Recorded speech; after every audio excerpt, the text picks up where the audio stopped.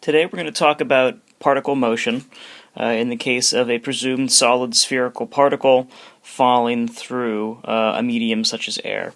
The primary force on the particle is going to be the downward force of gravity, F sub g, and the force that's going to begin to balance that is going to be the drag force, F sub d.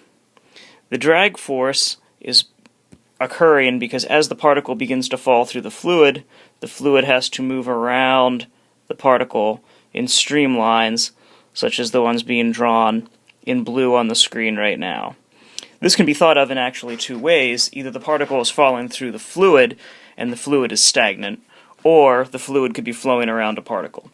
In either case, the force of drag counteracts the force of gravity until those two forces are equal, at which point the particle is falling at its terminal velocity called u sub t. So u is the term we're going to use for velocity in this case.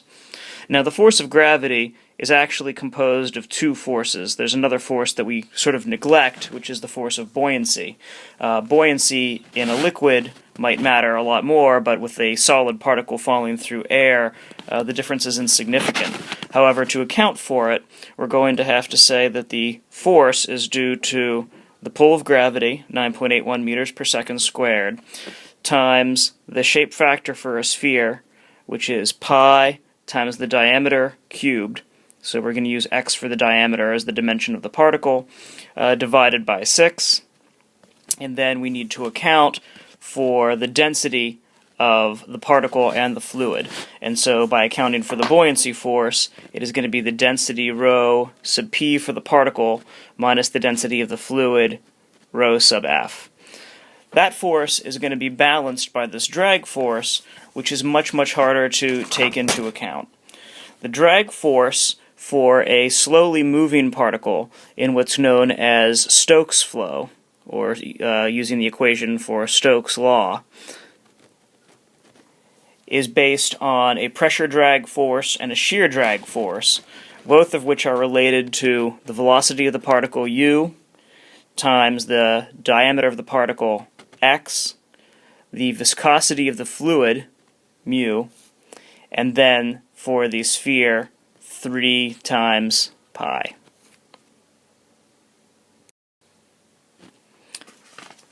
So for a slowly moving particle, the Stokes law assumes a very low Reynolds number. And so for most practical applications, we assume the Reynolds number is significantly less than 1. And as long as the flow is slow, the terminal velocity is slow, the Reynolds number will be very low, and the Stokes law is going to apply quite well. However, as the particle gets larger and the velocities may begin to increase, Reynolds number is also going to increase. Recall that the Reynolds number for a particle is going to be equivalent to the diameter x times the velocity that it's moving at u, the density of the fluid rho sub f that it's moving through, divided by the viscosity of that fluid. Now we're going to look more in detail at the drag coefficient. Under terminal velocity conditions, which would be the free-fall final velocity of most typical particles and most typical fluids that are not under any other external force beyond that of gravity, the terminal settling velocity ut is important.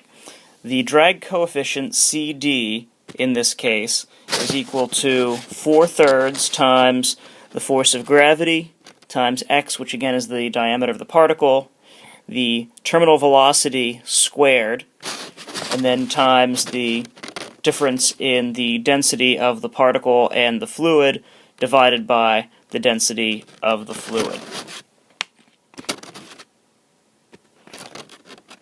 Next, we can say if the particle is in Stokes flow, so for the case of very slow movement and Stokes flow, this can be reduced, where the drag coefficient can be equated to simply 24 divided by the Reynolds number of the particle. And in that case, the single particle terminal velocity, u sub t, is going to be equal to the diameter squared times the difference in the density of the particle and the fluid times gravity divided by 18 times the viscosity of the fluid. And the important thing to note here is that the terminal velocity is proportional to the square of the particle diameter. So as we increase in diameter, we rapidly increase the terminal velocity. Now we're going to look at the relationship between the drag coefficient CD and the Reynolds number in more detail. So a couple things are noted here. First of all, a very low Reynolds number of 0.3, which is going to be marked here. This is not the scale. An intermediate Reynolds number of around 500, and then a much larger Reynolds number of around 200,000.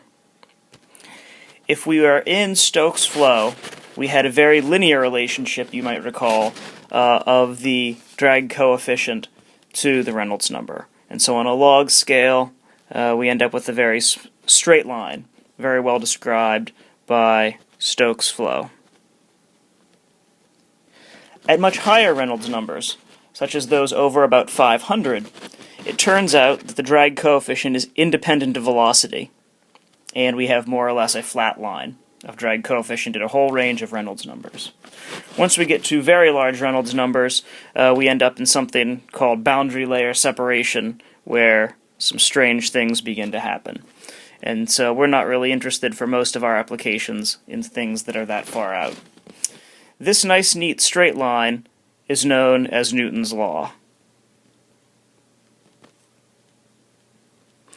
In between Stokes' flow and Newton's law, in Reynolds numbers that are much more than around 0.3 or 1, and going all the way up to around 100, though, we end up with an intermediate range, where these two lines have to be connected together. There's a slight curve to it.